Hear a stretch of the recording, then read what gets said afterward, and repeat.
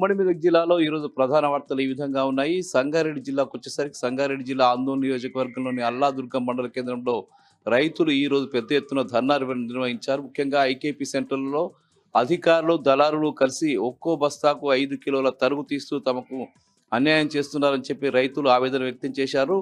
మా ధాన్యం బస్తాలతో వాళ్ళు రోడ్డెక్కి ఆందోళన నిర్వహించారు. తమకు న్యాయం చేయాలని చెప్పి ఈ సందర్భంగా వాళ్ళు డిమాండ్ చేశారు.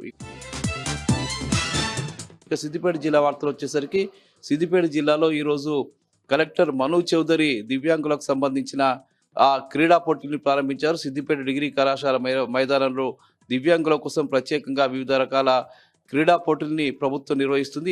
ఈ పోటీల్ని జిల్లా కలెక్టర్ మను చౌదరి ప్రారంభించారు.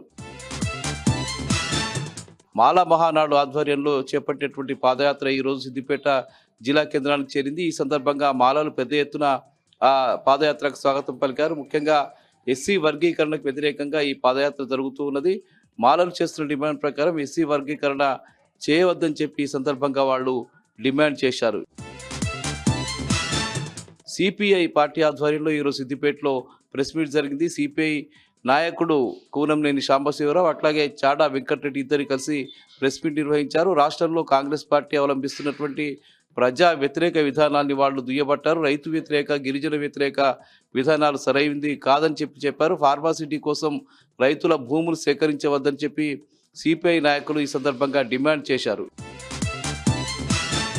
సిద్దిపేటలో పీడిఎస్యుకు సంబంధించిన కరపత్రాన్ని విడుదల చేశారు. ఈ నెల 29న సిద్దిపేటలో జరగబోయే 50వ మహాసభ సందర్భంగా వాళ్ళు కరపత్రాన్ని పీడిఎస్యుకు సంబంధించిన నాయకులు ఈ సందర్భంగా విడుదల చేశారు. ఇవి ప్రధానంగా ఈరోజు ఉమ్మడి మెదక్ జిల్లాలో ఉన్నటువంటి వార్తలు.